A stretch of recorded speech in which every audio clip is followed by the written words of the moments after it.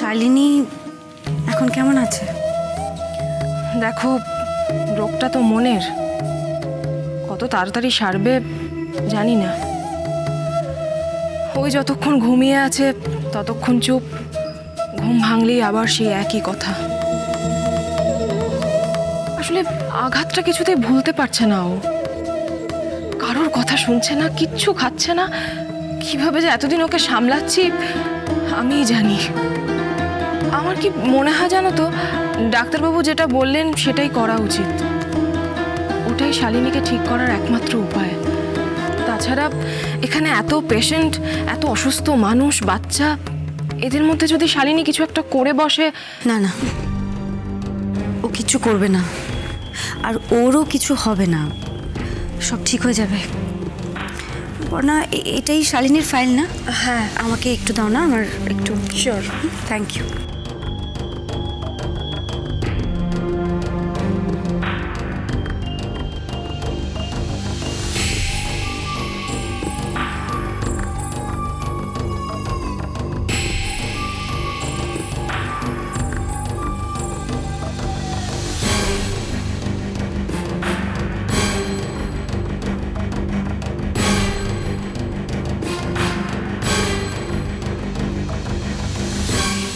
সবসময় কেন আমি, আমার দাদা, আমরাই ত্যাগ করব কেন? আমরা কি ভুল করেছি? আসল কথাটা জানো তো, ওই যে তুমি বললে না কারোর দোষ নেই, ভুল বললে। দোষ তো আছে, আর এই সব কিছুর জন্য যে সব থেকে বেশি দোষী সে হচ্ছে তুমি।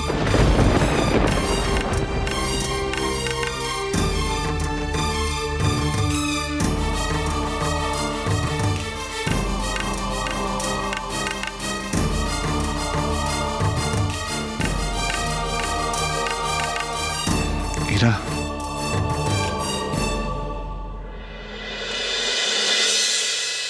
এরা এরা আমি জানি তুমি এসবের জন্য নিজেকে দোষী মনে করছো, কিন্তু তোমার তো কোনো দোষ নেই। বলো, তুমি তুমি জাস্ট এদের মধ্যে জড়িয়ে পড়েছো। এরা তুমি একদম চিন্তা করো না, শোনো আমার কথাটা। দেখো, ওদের লাইফ ওদেরকে বুঝতে দাও প্লিজ। আকাশ, ওদের লাইফ ওদেরকে বুঝতে দিয়ে দেখছো তো কি অবস্থা, মেয়েটার কি অবস্থা হয়েছে দেখো। দেখো, নীলকে তো দুজনের মধ্যে একজনকে বাঁচতেই হবে, আর নীল যাকে ভালোবাসে তাকে কিন্তু বেঁচেছে। কাউকে মিথ্যে ভালোবাসার আশা দেওয়াটা কিন্তু অন্যায় আকাশ।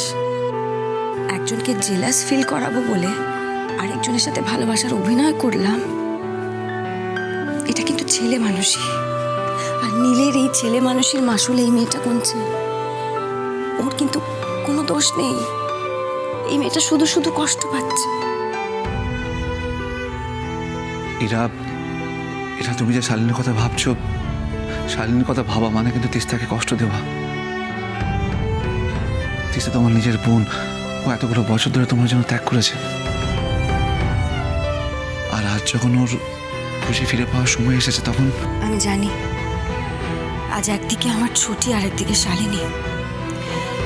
একজনের প্রতি জাস্টিস করা মানে অন্যজনকে কষ্ট দিয়ে ফেলা।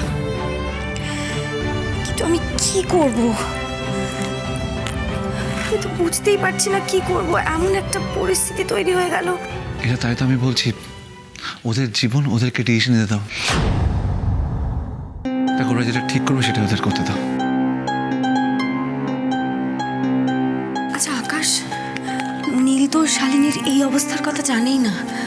ও যদি জানতে পারে, ও কি নিজের বন্ধুকে এই অবস্থায় ফেলে রেখে নতুন জীবন শুরু করতে পারবে? সবটা কেমন যেন গুলিয়ে গেল। আমি ভেবেছিলাম এবার বোধহয় সবকিছু ঠিক হয়ে গেল, সব ভালো হয়ে গেল, কিন্তু সবকিছু তো আরো জটিল হয়ে গেল।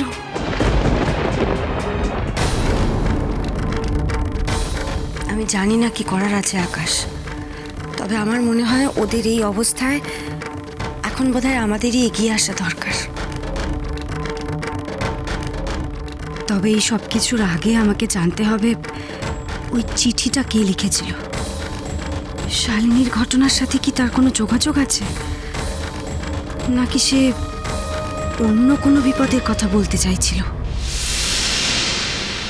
কেন যে শুরুতেই আপনারা ডক্টর কনসাল্ট করেন না জানি না। অসুখ বিসুখ ফেলে রাখলে সেটা বেড়ে যায়। এই ওষুধগুলো লিখে দিলাম, ব্রেকফাস্টের পর একটা আর লাঞ্চের পর একটা দিয়ে দেবেন, ঠিক আছে? দেখবেন সব ঠিক হয়ে গেছে। থ্যাংক ইউ ডাক্তারবাবু, আপনি তো ভগবান। ওগুলো বাজে কথা। আপনাকে একটা কথা জিজ্ঞাসা করব? বলুন। আপনি কি আগে দিল্লি থাকতেন?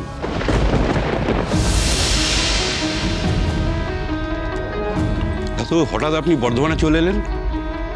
আপনি কি করে জানলেন আমি দিল্লিতে ছিলাম? আমি দিল্লিরই বাসিন্দা। আমার এক আত্মীয়ই আপনার কথা সাজেস্ট করেছিল। আপনি নাকি হঠাৎ কোনো এক অজ্ঞাত কারণে দিল্লি থেকে কলকাতা চলে আসেন। আপনার কোথাও একটা ভুল হচ্ছে। আপনি অন্য কারোর সাথে গুলিয়ে ফেলছেন। কিন্তু আমি কোনোদিনই দিল্লিতে ছিলাম না।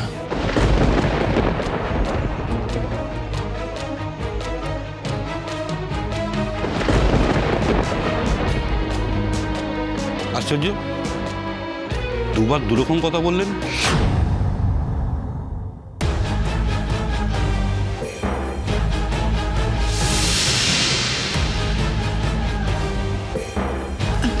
স্যার স্যার বলছিলাম ওই বেড নাম্বার 33 কে কি আপনি একবার দেখেছেন? ওই ইরাবতী কোথায় জানেন? ইরাবতী তো একটু আগে বেরিয়ে গেছে স্যার। ওর ওই সেন্ট্রাল পার্কের দিকে কি একটা কাজ আছে বলছিল। Central park?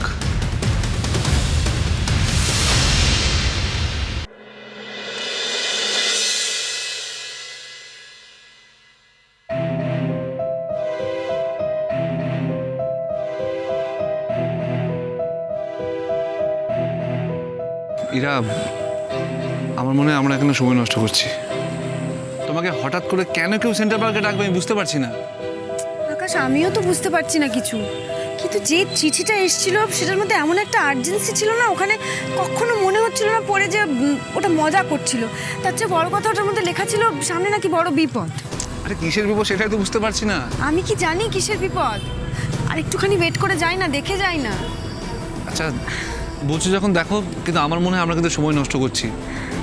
এটা আরও আমাদের জন্য ওয়েট করছে বাড়িতে।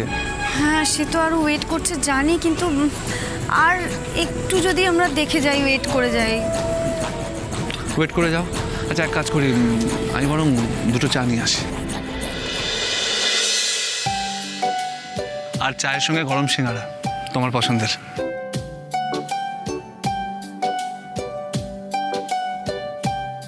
চায়ের সাথে আমার গরম সিঙ্গাড়া পছন্দ, ও জানলো কি করে? ওকে তো বলিনি কখনো। ডায়েরি পড়ে জেনেছে, সবটা পড়ে ফেলেছে। সত্যি লোকটা না